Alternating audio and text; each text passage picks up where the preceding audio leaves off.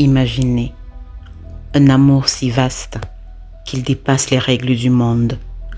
Un amour si puissant qu'il ne connaît ni limites ni frontières.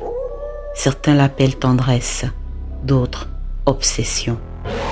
Car parfois, ce qui vous protège devient aussi ce qui vous enferme.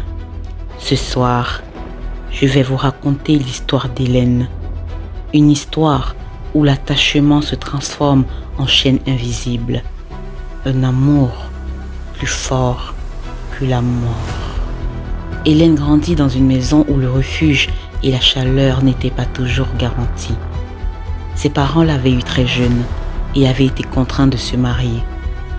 Il semblait toujours silencieux. Pas de dispute, aucune discussion.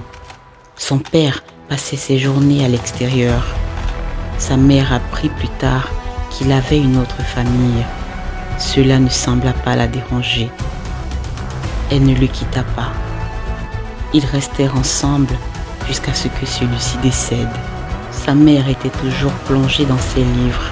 Elle n'avait aucune amie et ne parlait presque jamais à Hélène, qui n'avait pour amie que ses poupées et sa grand-mère, Agatha. Elle passait chez elle toutes les vacances.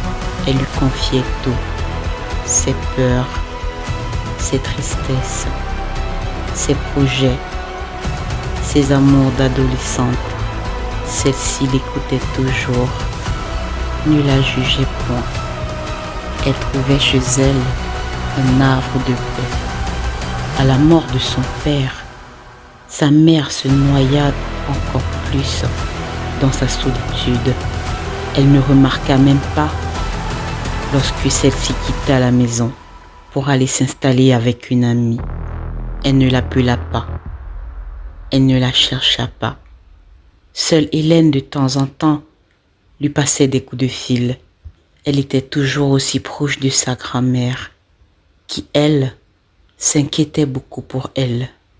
Les années passèrent. Hélène rencontra un homme, Gilles.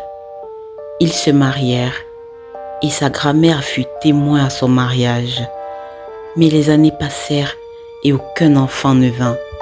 Hélène était malgré tout très heureuse avec son mari, jusqu'au jour où elle découvrit que son mari la trompait. De cette liaison naquit un enfant. Hélène le quitta et dans sa colère, son mari lui lança: « De toute façon, on n'aurait jamais eu d'enfant, ta grand-mère s'en est chargée. » Folle de rage, Hélène brûla toutes ses affaires. Ces mots la hantèrent. Elle avait tant aimé Gilles. Pourquoi vouloir semer la discorde entre elle et sa grand-mère? Les années suivantes, elle enchaîna les histoires, mais toujours la même fin. Les hommes la quittaient. Et pire encore, chacun devenait père, mais pas avec elle. À chaque fois qu'Hélène, en larmes, racontait sa douleur à sa grand-mère, l'enfant de l'homme en question mourait brutalement, comme si quelqu'un les effaçait un par un. Sa mère, quant à elle, demeurait indifférente à tout ce qu'elle pouvait traverser. Les années passèrent encore.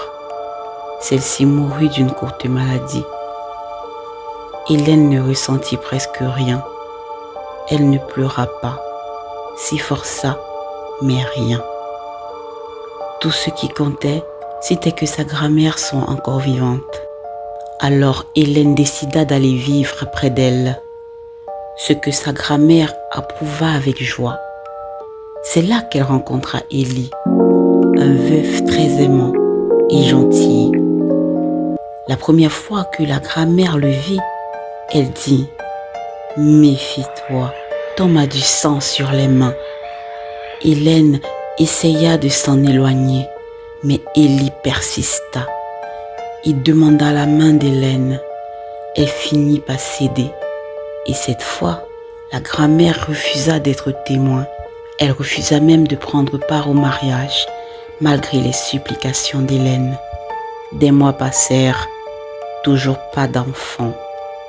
Élie avait perdu sa femme et ses 2 enfants dans un accident de voiture. Il mettait donc la pression à Hélène. Il voulait des enfants. Des années passèrent, mais toujours rien. Alors, ensemble, Hélène et Élie consultèrent un marabout, Amidoula. Il les regarda en silence, puis dit à Hélène, « Ta grand-mère a noué tes entrailles. En échange, elle allonge sa vie et te donne tout l'amour dont tu as besoin. Mais si tu brises ce lien, cela aura des conséquences terribles. » Hélène refusa de croire et dit, « Elle m'aime tellement. Je ne peux pas avoir fait ce dont vous parlez.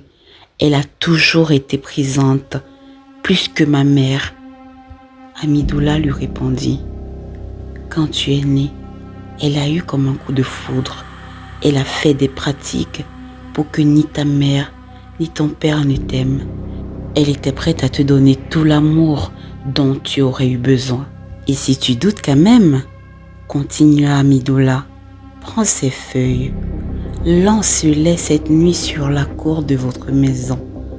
La personne qui viendra te rendre visite demain matin te révélera la vérité et tu lui diras ce dont tu as besoin.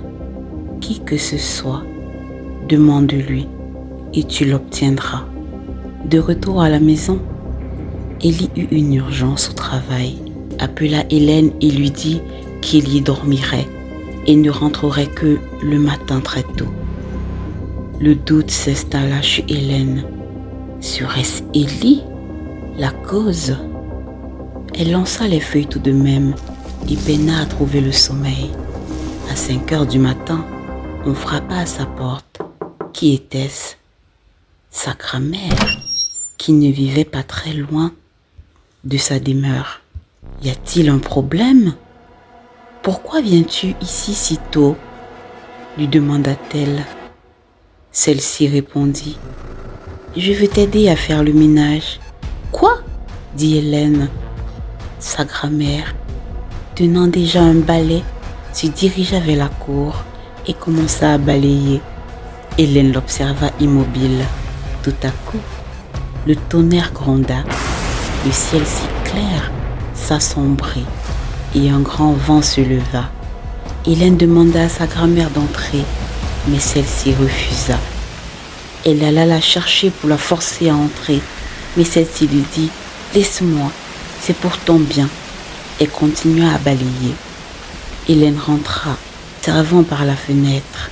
D'un seul coup, un arbre sur la cour se mit à se tordre.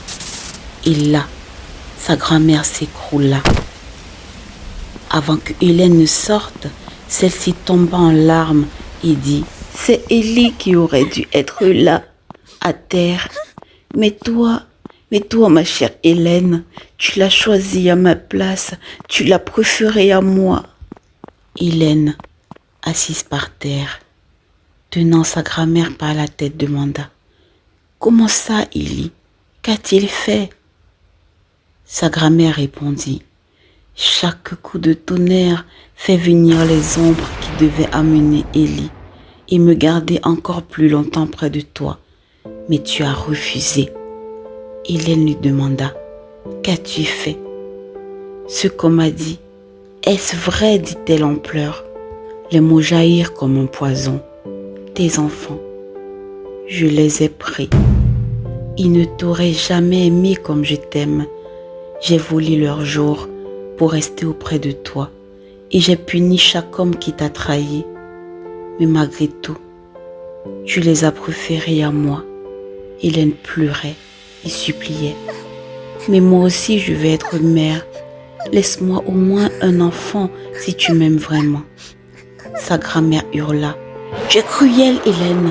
Je ne comprends donc pas. Je ne veux pas mourir. Donne-moi Élie ou ils viendront me chercher. Écoute-les, Hélène, ils arrivent. » Elle posa alors une main glaciale sur le ventre de sa petite fille et mourut. Et soudain, la pluie se mit à tomber. 9 mois plus tard, Hélène donna naissance à une petite fille. Un miracle, pensait-elle. un cadeau. Vite, quelque chose troubla sa joie. Fond dormait toujours profondément, comme si le monde ne l'atteignait pas. Quand elle ouvrait les yeux, ce n'était jamais avec la fragilité d'un nourrisson, mais avec une intensité glaciale, un regard qui semblait déjà savoir. Une nuit, alors qu'Hélène la berçait, elle sentit ses petites mains se crisper sur elle avec une force inhabituelle. Et dans l'ombre de la chambre, il lui sembla entendre un léger froissement, comme celui d'un balai qui balaie une cour. Elle se raidit. L'enfant immobile la fixait et dans un souffle à peine audible, ses lèvres bougèrent. Un mot, un seul mot. Hélène. Vous, oui, vous qui m'écoutez, quand vous regardez ce que vous aimez, êtes-vous certain qu'il vous aime vraiment? Ouvrez les yeux, écoutez, ressentez. Chaque étreinte, chaque mot doux pourrait être une chaîne. Silencieuse, invisible, tapis dans l'ombre de votre vie.